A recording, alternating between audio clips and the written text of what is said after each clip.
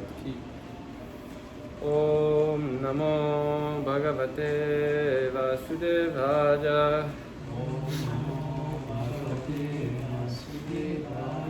ओम नमो भगवते वासुदेवाय।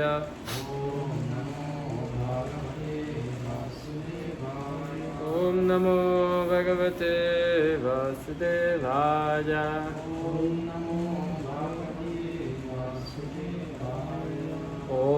ॐ ज्ञानातिमिरन्दास्य ज्ञानञ्जनशलाखया चाक्षुरुन्मिलिताञ्जन तस्मै श्रीगुरवे नमः।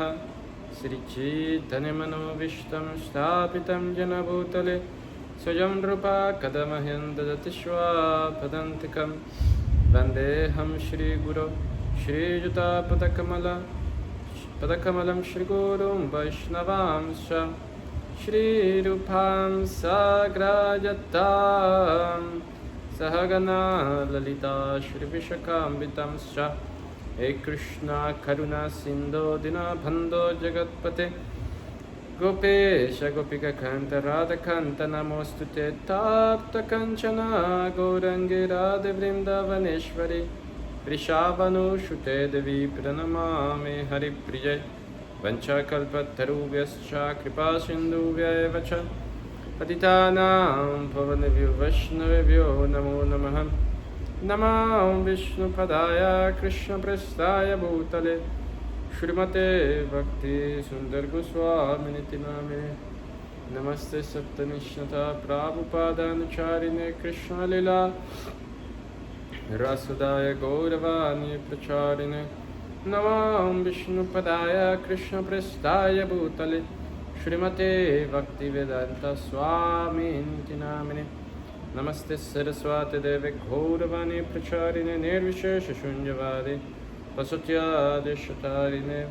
जय श्री कृष्ण चैतन्य प्रभु नित्यानंद श्री अद्वैत गदाधर श्रीवासदि गौर भक्तवृंद। हरे कृष्ण कृष्ण कृष्ण हरे हरे हरे राम राम राम हरे Hare.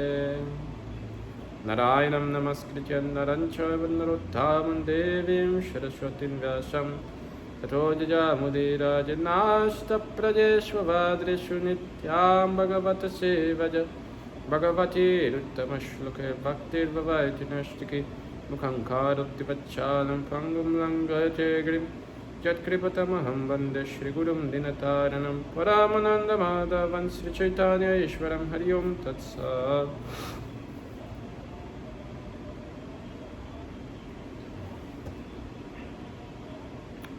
Hare Krishna. Continuamos entonces con el texto 36 del noveno capítulo, la muerte de Bhishmadev, del primer canto. Dice así: Vyavahita pridhanamuka niriksha swajanavadat vimukhasya dosho pudya kumati maharadatma vidyajas Charanarathi paramasya tasya mestu. Repetimos: Vyavahita, parados a cierta distancia. Pridhana, soldados. Mukham, caras. Niriksha, por mirar a. Swajana, parientes. Vadat, del acto de matar. Vimukhasya, de alguien que está reacio. Dosha budya, por la inteligencia contaminada. Kumatim, poco acopio de conocimiento. Aharat, erradicó. Atmavidyaya, mediante el conocimiento trascendental. Yaha, aquel que. Charana, a los pies. Ratihi, atracción. Paramasya, del Supremo. Tasya, para él. Mi. Astu, que haya.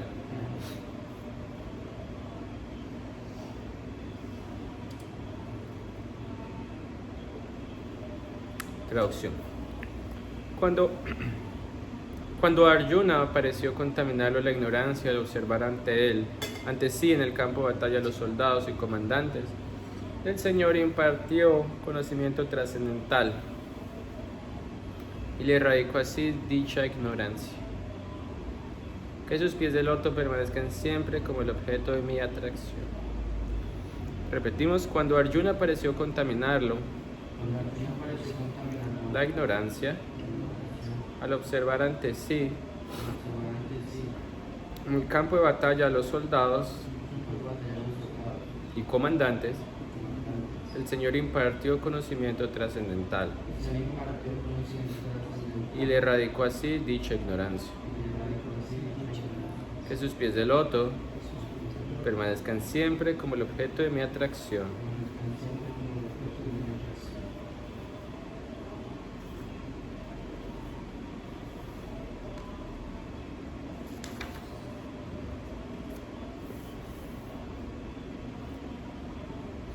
Entonces, como ayer empezó a discutir Bhishmadev, ¿no? Ayer Bhishmadev relató cuando Krishna llevó a Arjuna al medio de los dos campos de batalla.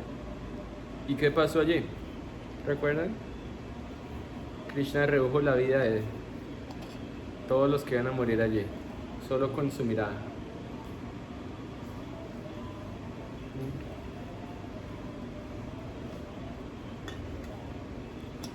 Y es interesante que aquí Bhishmadev, él recuerda a Krishna en relación con Arjuna, con su devoto, en los versos anteriores también. No, y esta es una de las maneras más apropiadas de recordar al Señor, ¿no? Bhaktivinoda Thakur escribe que Krishna tiene muchos nombres como Ishvara, Parameshvara, Bhagavan, ¿no?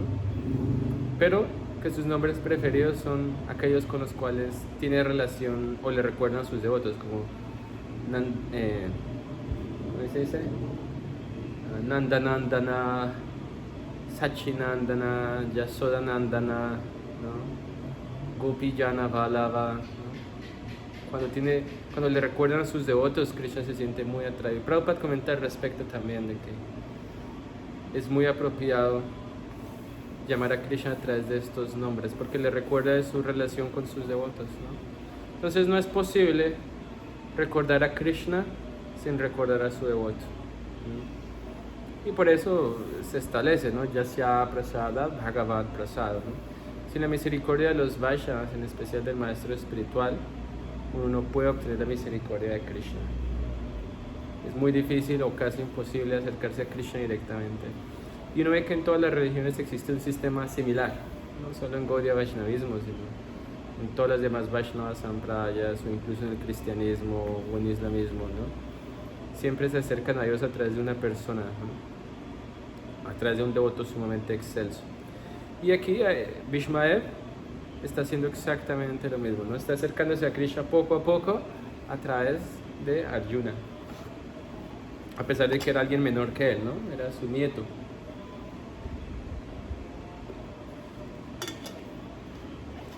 Entonces aquí recuerdan, ¿no? Como, bueno, aquí dice Prabhupada.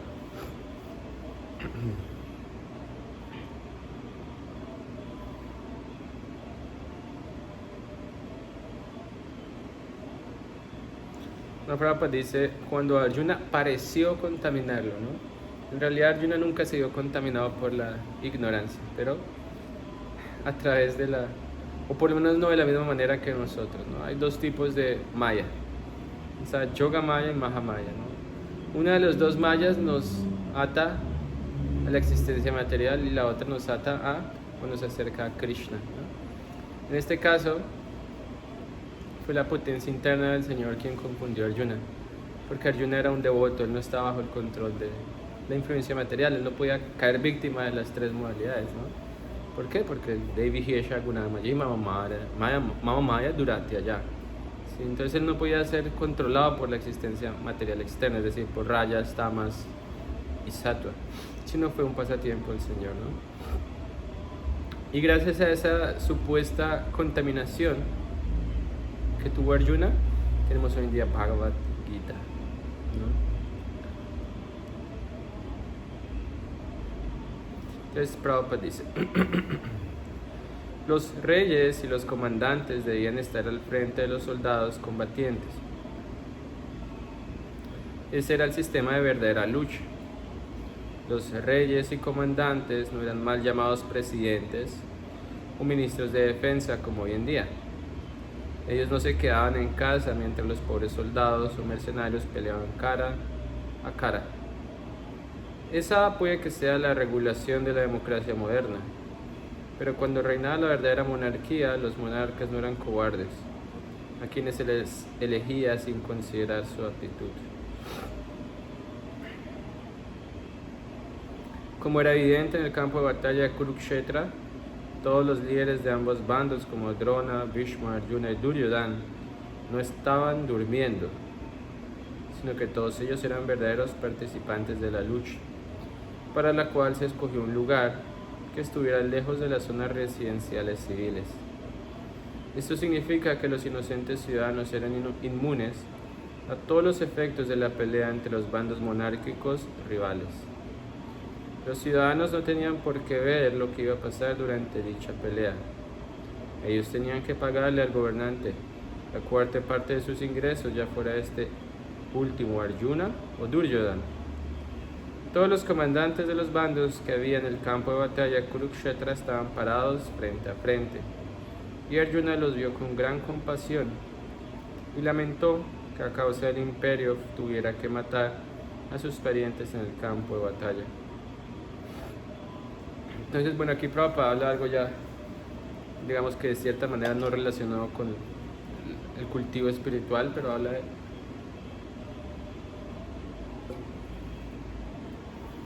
de Varnashram, ¿no? Y habla de cómo era el sistema védico, ¿no? Que no era, los gobernantes eran los mejores guerreros en realidad, ¿sí?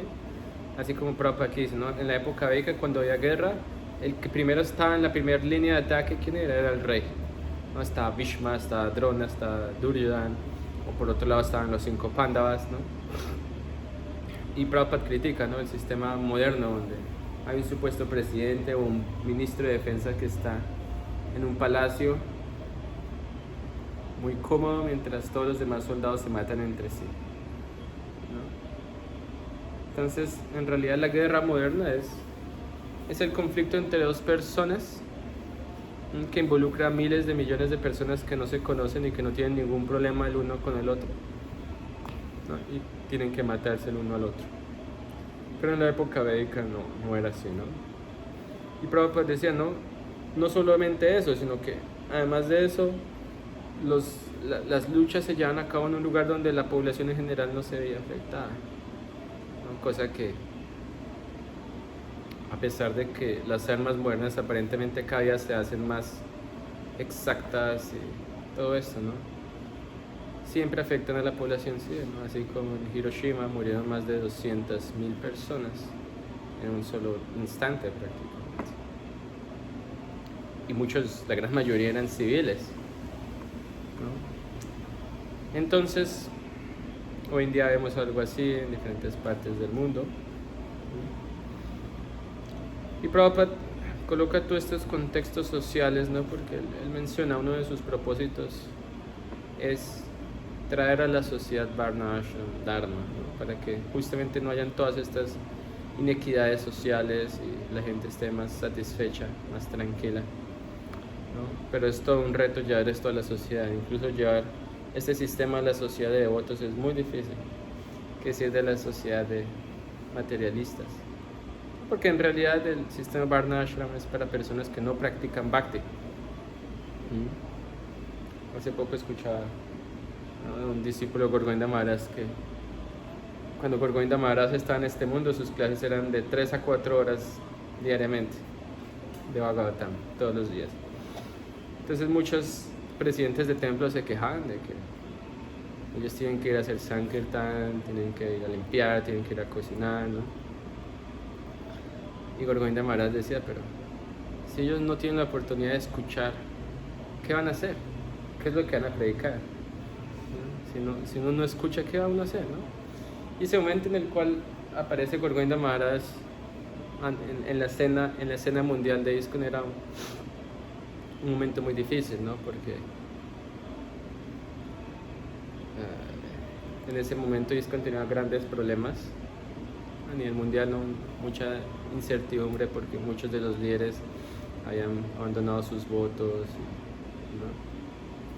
Prácticamente nadie confiaba en nadie, ¿no? Y cuando Gorgoinda Maharaj empezó a viajar por todo el mundo, él vio esa situación, ¿no? Y él no podía creer, ¿no? Como el movimiento de su maestro espiritual estaba en ese estado. Entonces él dijo que él tenía un propósito y era predicarle a los predicadores, demostrar que todo está en los libros de Srila Prabhupada y que uno no tiene que ir fuera de ISKCON para encontrar los tópicos más elevados, ¿no? Y sin duda alguna Gorgoinda Maharaj lo hizo, ¿no? Pero tuvo que afrontar una situación muy difícil de mucha incertidumbre en ese momento. Entonces él decía, ¿no? Que si alguien no ha desarrollado gusto por oír Harikatha, por oír Bhagavad Katha, entonces no tiene Bhakti Adhikar. ¿No? Adhikar quiere decir cualificación.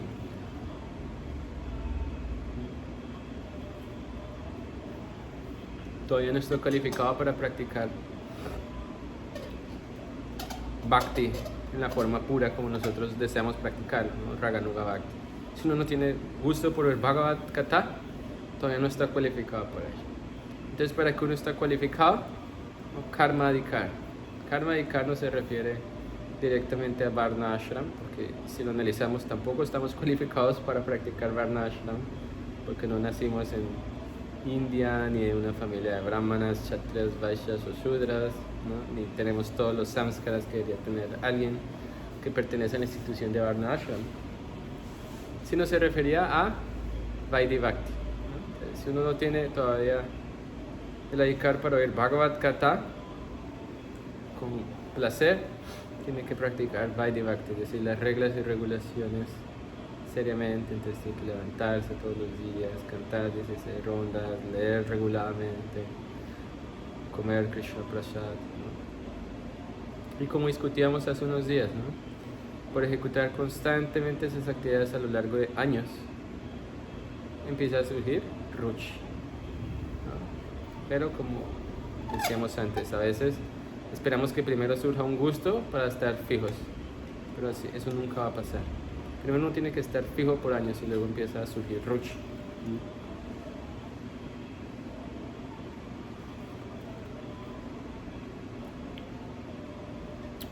Entonces, Srila Prabhupada, viendo, si ustedes analizan las clases de Srila Prabhupada, algunas eran de 10 minutos, 15 minutos, 30 minutos, rara vez llegaban más de 45 minutos, ¿no? Y si ustedes se ponen a escuchar qué era lo que hablaba Srila Prabhupada, era Atma Gyan, ¿no? Era conocimiento acerca del alma, ¿no? De Hina Svinyata, de He, no somos este cuerpo, somos el alma, ¿no? Casi todas las clases de Prabhupada hablan de eso. Esta mañana estaba escuchando una clase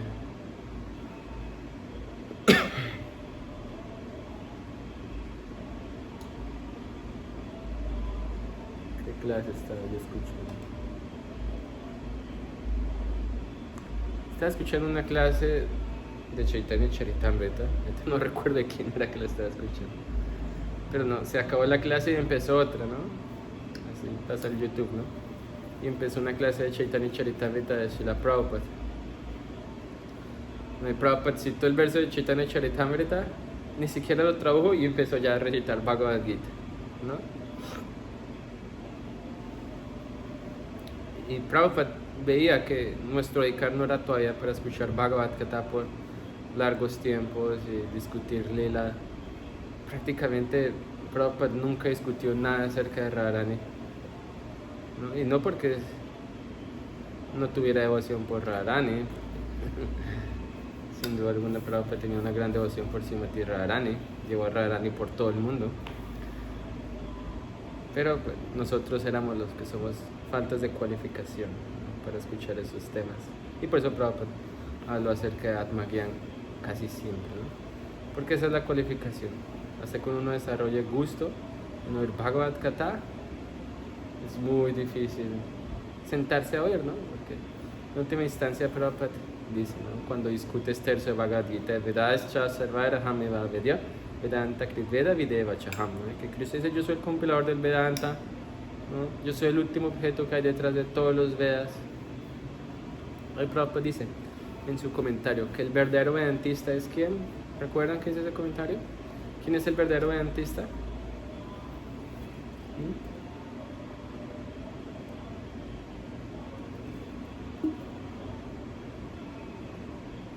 Aquel que toma placer en cantar el santo nombre. Ese es el verdadero vedantista. Entonces todas estas cosas están allí para recordarnos cuál es nuestra posición, nuestro adhikar presente, para qué podemos hacer realmente que sea de provecho para nosotros, dónde no debemos situarnos, ¿no? Y así avanzar gradualmente en la senda de la devoción, ¿no? Y Bhagavatam mismo es así. Empieza hablando con un verso, el primer verso de Srimad Bhagavatam primero es extenso, el sánscrito, y el significado también es muy extenso, porque es la base de todo Srimad Bhagavatam. Y empieza con un gran contenido filosófico. Y poco a poco, si ustedes se dan cuenta, va dando más historias, lila. Y cada vez las historias son más atractivas, y hay más intercambios de bhakti, de devoción, ¿no? Por ejemplo aquí, ¿no? Aquí empieza a haber un vislumbre, ¿no? Pero incluso el bhakti de Vishmadev, no se, de cierta manera es muy diferente al bhakti de las gopis, ¿no?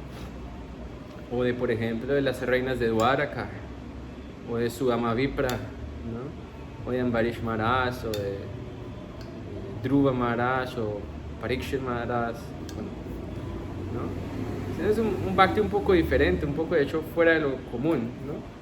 Entonces Bhagavatam poco a poco va dando cada vez ejemplos que son más dulces y que uno los puede apreciar en la medida en la que uno va curando su ictericia, ¿no? Al principio el Bhagavatam sabe muy amargo, por así decirlo, pero uno tiene que seguirlo consumiendo, tiene que seguirlo discutiendo. Y poco a poco uno va descubriendo un gusto, va encontrando un gran placer en todas estas historias y va encontrando una gran inspiración en todas estas historias, ¿no? Como por ejemplo, uno de los discípulos de Srila Prabhupada, él se llama Radha Govinda Swami. Él no es muy conocido, por lo menos en Occidente, pero es uno de esos discípulos de Srila Prabhupada muy raros. Él nació en una familia brahmana en India y cuando era un niño solamente, ¿no? Él no iba al colegio, él se iba supuestamente de su casa todos los días a estudiar. Él vivía en una aldea cerca de Vrindavan, pero él no se iba a estudiar, se iba a escuchar el Bhagavatam todos los días, desde un niño. Nadie le dijo que lo hiciera. Y su vida de alma es Srimad Bhagavatam. Y bueno, hoy en día Maharaj, él por cuestiones de su salud ya no predica, vive retirado en Radhakunda, ¿no? Pero él discutía Bhagavatam por horas, ¿no? Él solía predicar más que todo en India y predicar Bhagavad Sapta. Prabhupada critica Bhagavad Sapta a veces, ¿no? Porque en especial uno le pagaba a personas para que recitaran el Bhagavatam, pero no todo el Bhagavatam, sino solo el 10º canto, y en especial los 5 capítulos donde se discute Rasa Lila. Entonces por eso Prabhupada lo criticaba, porque personas sin cualificación iban a discutir los pasatiempos de Krishna en las gopis, y eso no está bien, ¿no? Entonces, no es que Bhagavad Saptaha esté mal, porque en el Bhagavad Mahatmya del Padma Purana se recomienda Bhagavad Saptaha. Pero hay ciertas regulaciones para ejecutar Bhagavad Saptaha, ¿no? Como llevar celibato, ¿no? Prácticamente Bhagavad Saptaha son 24 horas, es decir, prácticamente seguir el ejemplo de Maharaj Parikshit, no dormir en 7 días, y no comer y solo escuchar Bhagavatam, se recomienda en Padma Purana.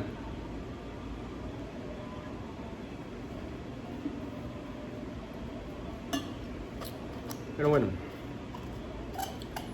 entonces, a través del estudio de Bhagavatam, uno tiene todos estos temas, ¿sí? Y ve la misión de Srila Prabhupada, predicar a sus devotos en cómo practicar Bhakti, y al mismo tiempo cómo intentar ayudar a la sociedad con un sistema sociopolítico que le brinde cierta bondad a la sociedad, cosa que hoy no hay.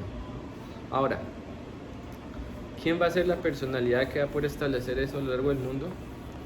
Todavía no lo sabemos, ¿no? Pero todas las instrucciones están en Srimad Bhagavatam. Incluso Srila Prabhupada al momento de su partida dijo: mi única lamentación es que no pude establecer Varna Ashram. Él no se lamentaba porque no pudo terminar el Bhagavatam o porque no pudo traducir otros libros, sino especialmente eso, ¿no? Y se dice que al final de su vida él le dijo a sus sirvientes, ¿no? Quiero ir a Estados Unidos, ir a Gita Nagari, y allí les voy a enseñar a establecer Varna Ashram. Y lo intentó, salió de India, fue a Londres, y de Londres iba a Estados Unidos. Sin embargo, su cuerpo ya estaba muy, muy mal.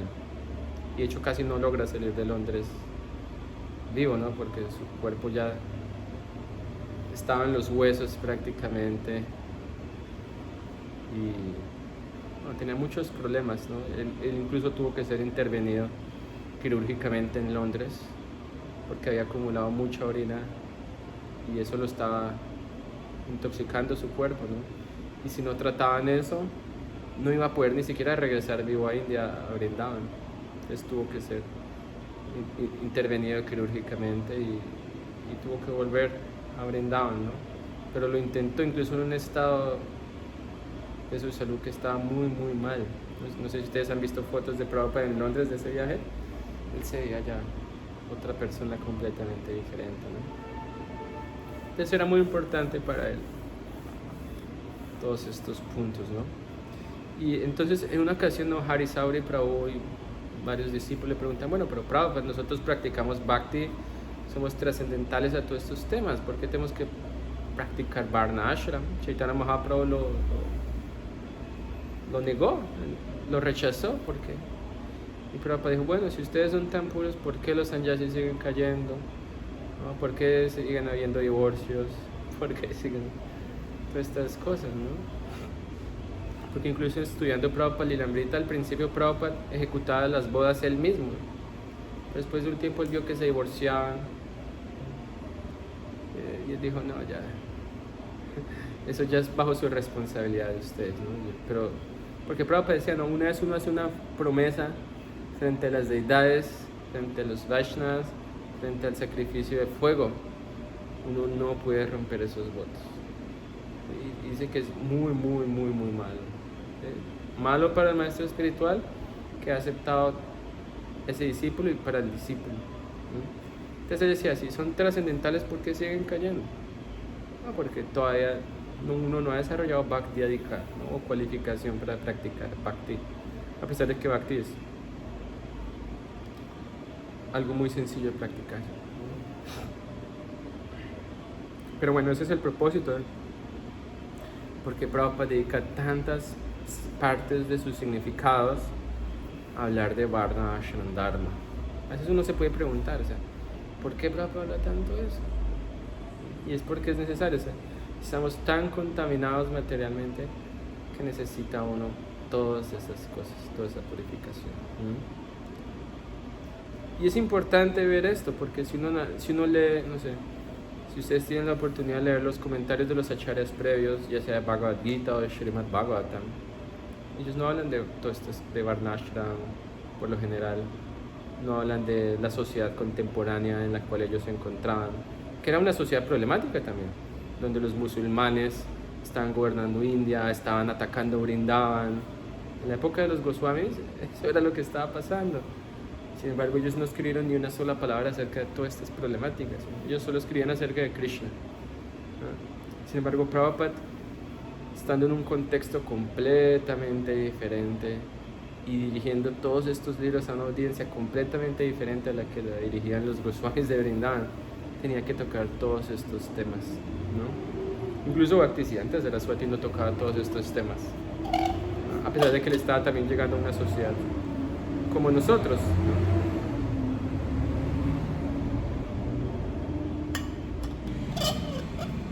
Entonces ese es el porqué.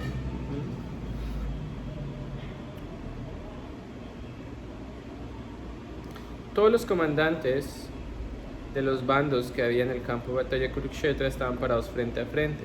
Y Arjuna los vio con gran compasión y lamentó que a causa del imperio tuviera que matar a sus parientes en el campo de batalla. Él no le temía en absoluto a la gigantesca falange militar que presentó Duryodhana, pero por ser un misericordioso devoto del Señor, renunció a cosas mundanas era algo natural para él y por eso decidió no pelear por posesiones mundanas. Entonces Prabhupada dice, ¿no?, que el hecho de que Arjuna sintiera compasión por ello no era síntoma como de flaqueza material, sino era un síntoma de un devoto. El devoto por naturaleza siente compasión, así como discutimos la vez pasada. Prabhupada sentía compasión por las personas, incluso por su propia familia, a pesar de que era un sannyasi. No era que es que Prabhupada tomó sannyasi y ya se olvidó de todo, ¿no? Intentó ayudar a su familia incluso después, ¿no? Mas ello se debía a un escaso acopio de conocimiento. Por lo tanto, se dice aquí que su inteligencia se contaminó. Su inteligencia no podía contaminarse en ningún momento, pues él era un devoto y compañero constante del Señor, como queda claro en el 4º capítulo del Bhagavad Gita. La inteligencia de Arjuna se contaminó aparentemente porque de lo contrario no hubiera habido la oportunidad de impartir las enseñanzas del Bhagavad Gita. Por el bien de todas las contaminadas almas condicionadas, que el concepto del falso cuerpo material mantiene sumidas en el cautiverio material. El Bhagavad Gita les fue impartido a las almas condicionadas del mundo para liberarlas de la errónea concepción de identificar el cuerpo con el alma y para restablecer la relación eterna que el alma tiene con el Señor Supremo. El Señor habló el Atma Vidya, o el conocimiento trascendental acerca de sí, principalmente para beneficio de todos los interesados de todas las partes del universo. El gran Srimad Bhagavatam ki jai. ¿Una pregunta o comentario? Tenía una pregunta que era que siento que el Bhakti es fácil, o sea, pero no sé por qué no muchas personas se unen, porque lo ven a uno así tan difícil, o incluso uno porque a veces le cuesta practicar.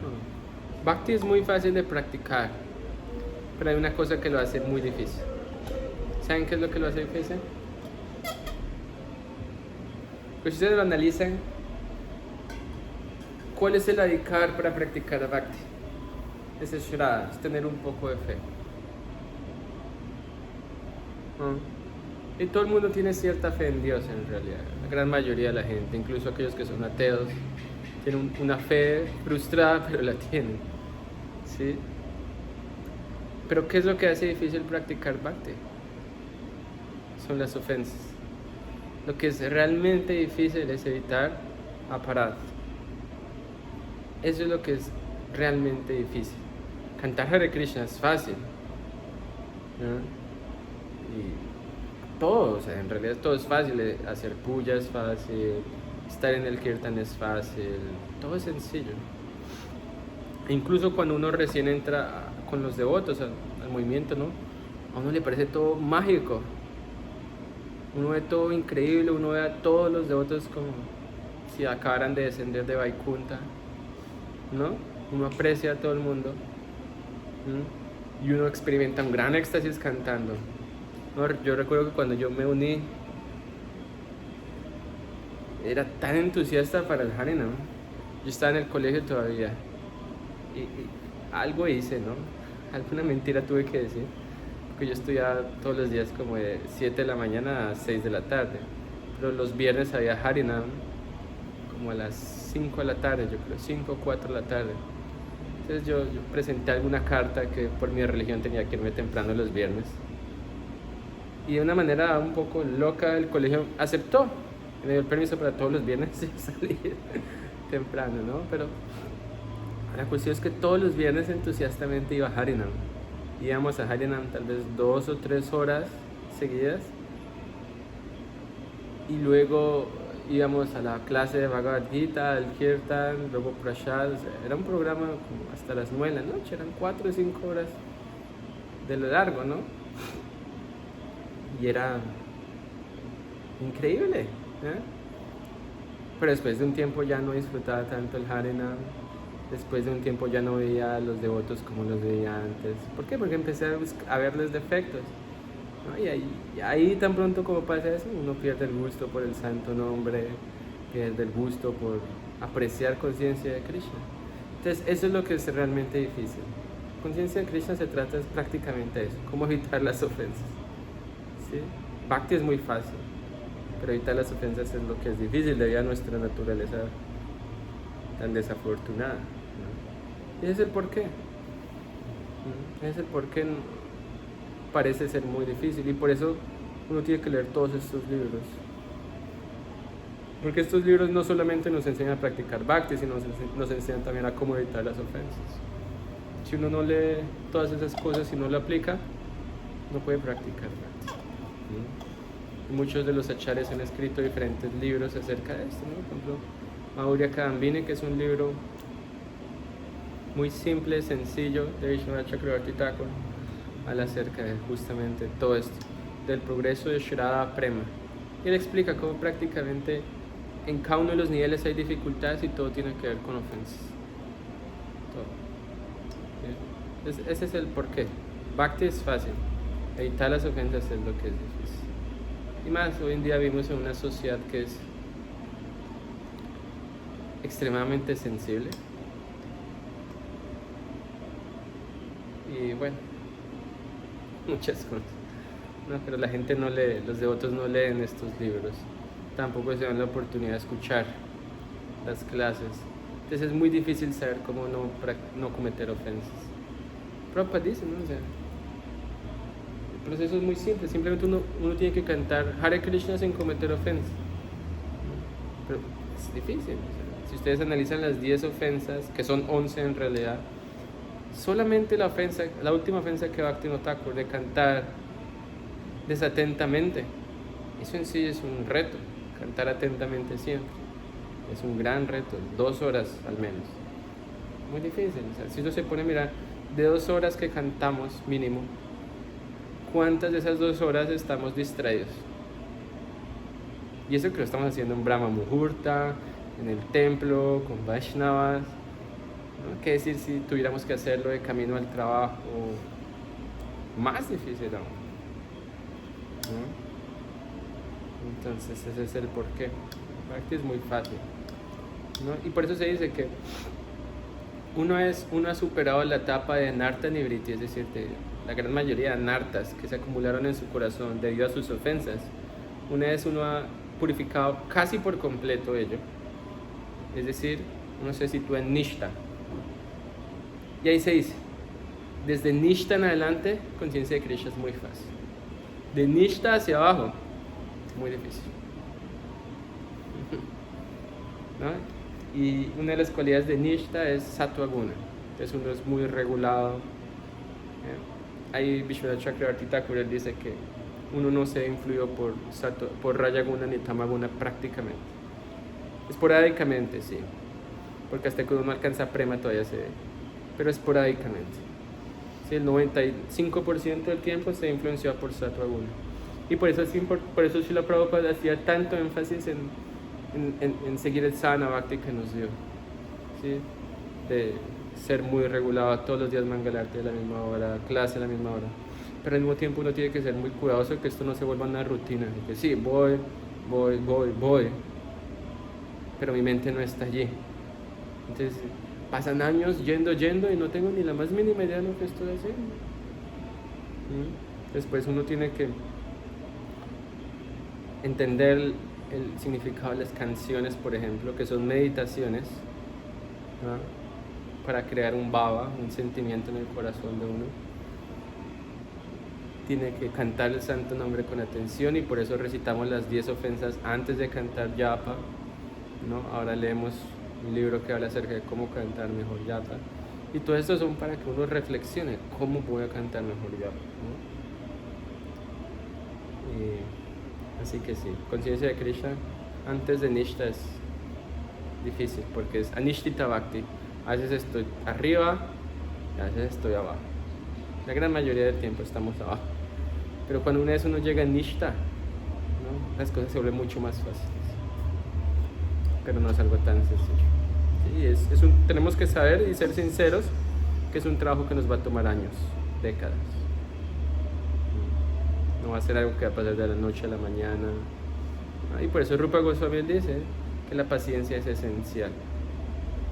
Si uno no tiene paciencia y quiere tener resultados de la noche a la mañana, no pasa. ¿Sí? Uno tiene que estar satisfecho con el progreso que puede hacer cada día, pero al mismo tiempo también tiene uno que ser consciente que estoy haciendo lo mejor que puedo, que estoy actuando con conciencia de Krishna, ¿no? Y Prabhupada decía, hay que ser consciente antes de ser consciente de Krishna, de cosas básicas en la vida. No en una ocasión Prabhupada, esta historia la cuenta mi Guru Maharaj muchas veces, ¿no? Prabhupada está con nosotros en Mayapur, en Vrindavan, no recuerdo dónde, dándole parikrama al templo, y Prabhupada decía, yo puedo ver y ustedes no pueden ver. Sí, Prabhupada, usted es el capitán de nuestro barco, usted realmente puede ver y nosotros no podemos ver, pero nosotros lo seguimos a usted. Prabhupada dio otra vuelta y dijo lo mismo, y los discípulos otra vez glorificaron a Srila Prabhupada. Y la tercera vuelta Prabhupada dijo, la luz está prendida y ya amaneció. Eso era lo que él les estaba diciendo, ¿no? Entonces a veces uno se olvida de las cosas básicas de la vida, ¿no? Y esto es todo lo que uno tiene que aprender en el ashram, ¿no? Es como una experiencia personal. Yo toda mi vida estuve acostumbrado a que en mi casa me hicieran todo, desde tenderme la casa, la cama, hasta limpiar mi habitación, arreglar mi ropa, todo, hacer mi comida o lavar mis platos, ¿no? Pero cuando llegué a vivir en el ashram no había nadie que me hiciera las cosas. Entonces yo dejaba mis cosas por aquí y por allá. Y en ese entonces éramos tal vez 20, 25 brahmacharis y todos vivíamos en una misma habitación. Entonces había como una pared que tenía unos lockers. Cada uno tenía un locker. Y eso era lo máximo que uno podía tener. Lo que te cupiera en ese locker era lo que podías tener en el templo. Si tenías más de eso, no podías tenerlo. Entonces uno estaba obligado a ya realmente una vida muy simple, con lo básico. Pero aún así yo dejaba mi bote por aquí, o mis libros por allá, mi tilak así, ¿no? Y en cuestión de tiempo me quedé sin absolutamente nada, ¿no? Y no sé, pedía dinero a mis papás, volvía a comprar mis cosas, y otra vez después de un poco de tiempo perdía todo, ¿no? Hasta que de pasar de esas situaciones, ¿no? Me di cuenta que si yo no me hago cargo de mis propias cosas, esto va a pasar todo el tiempo, porque aquí no está mi mamá, aquí no está mi papá que me van a recoger las cosas, ¿sí? Entonces, desde ahí empieza todo lo que uno tiene que aprender. Desde las cosas básicas de la vida, ¿no? Como uno se levantaba, dormía en el suelo, una colchoneta, y lo primero que uno tenía que hacer era levantarse, dar reverencias, y luego se limpiaba el piso con agua. Se trapeaba siempre. Luego íbamos a Mangalarte. Y así todos los días, ¿no? Y todas esas cosas ayudan a que uno sea más consciente en la vida. ¿Por qué? Porque es Sattva Guna. Nosotros estamos acostumbrados a Raja Guna. Nosotros nos levantamos y en la misma cama nos vestimos o comemos en la vida normal, ¿no? En el templo a uno le enseñan algo diferente, ¿no? Le enseñan a todos de una manera diferente, ¿no? Entonces, todas esas son cosas importantes que desafortunadamente hoy en día casi se han perdido. Y es por eso que los devotos tienen gran dificultad en situarse en Sattva Guna. Y difícilmente, si uno no se logra situar en Sattva Guna, difícilmente va a superar o va a llegar a Nishta. Muy difícil. Incluso los Goswamis que están en Prema, ¿no? Cuando se canta esta canción que escribe Srinivasacharya, ¿no? Nana Shastra Vicharana Kanipuno, ¿no? Ellos eran regulados en cuánto cantaban, cuánto comían, cuánto dormían, cuánto leían, cuánto escribían. Así que si una persona que tiene Prema Bhakti y es un asociado íntimo del Señor lleva ese tipo de vida, ¿no? ¿Cómo me haría de mal a mí también? O sea, ¿cómo me afectaría? Más bien me beneficiaría en alto grado eso, ¿no? Y yo he visto, ¿no? Que Prabhupada, por ejemplo, todos sus sirvientes, ellos dicen, Prabhupada era la persona más regulada que jamás se haya visto, ¿no? Todos los días comía a la misma hora, dormía a la misma hora, escribía a la misma hora, cantaba a la misma hora. Incluso no está esto que cuando uno viaja de un vuelo largo a otro, ¿no? Uno sufre jet lag, ¿no? Su reloj interno se desajusta. Entonces, por lo general, uno necesita llegar y dormir un largo tiempo, descansar hasta que uno se ajusta de nuevo al horario al que llega. Pero se dice que Prabhupada, a donde fuese que llegara, ya sea que él viajara de América a India, a Asia, a donde fuera, él llegaba y continuaba con su programa tal cual como tenía que ser. Y se dice que ni siquiera sus discípulos que tenían 20, 21, 22 años podían hacer. Pero Prabhupada lo hacía. ¿Sí? Así que todas esas son cosas que uno tiene que aprender de Srila Prabhupada. Y aplicarlo a la vida de uno. O sea, en la película esta de Srila Prabhupada también me gustó mucho que uno de sus discípulos decía, Prabhupada, todo lo que él hacía, él esperaba que nosotros hiciéramos lo mismo. Y él hacía muchas cosas para que nosotros lo hiciéramos también, ¿no? Entonces, sí, no es que porque Prabhupada es Prabhupada y él sí podía hacerlo y yo no. No, él lo estaba haciendo porque esperaba que nosotros también lo hiciéramos en el sentido de cantar, de hacer servicio, todas esas cosas, ¿no? Entonces es importante tener en cuenta todas esas cosas. De lo contrario, uno no va a poder avanzar fácilmente y después de un tiempo se va a frustrar. Y es por eso que hoy en día pocos devotos aceptan Bhakti o siguen Bhakti constantemente porque no saben todos estos detalles.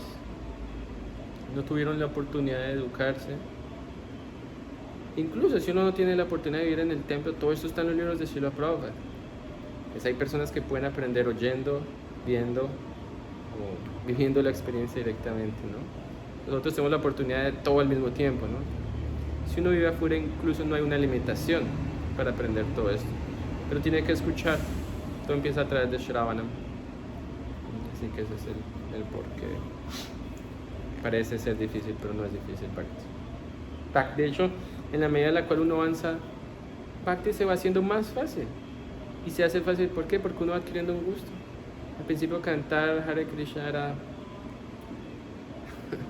le gustaba a uno, pero cantar 16 rondas... Yo me acuerdo que cuando me lo dijeron la primera, yo... imposible. O seguir 4 principios regulativos, en especial el de sexo ilícito. Eso no es posible. Y dentro de mi mente yo recuerdo que yo estaba diciendo, es imposible. Yo entre mí pensaba, bueno, toda esta gente dice que lo hace, pero yo no creo que lo hagan. No es posible para un ser humano. Pero después de un tiempo, aunque todavía siguen contaminaciones en la mente, se hace posible y se vuelve una necesidad.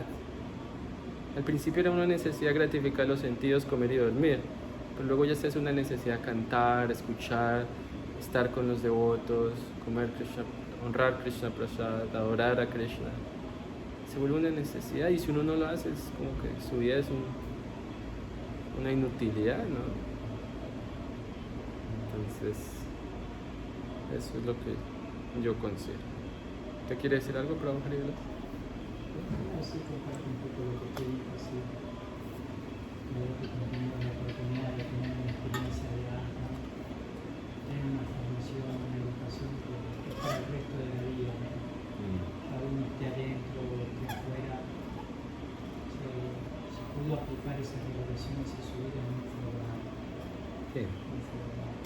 Y que hay que tener en cuenta que la gran mayoría de los datos van a ser grihastas, o sea, muy pocos van a ser brahmacharis justamente. Y si uno no aprende todas estas cosas, su grihasta ashram va a ser muy difícil también. Y si el grihasta ashram es difícil, rara vez va a haber vanaprastha ashram y aún más rara vez sanyasa ashram. Entonces, es importante, ¿no? Sacar provecho de estas buenas situaciones en las que uno se encuentra. ¿Algo más?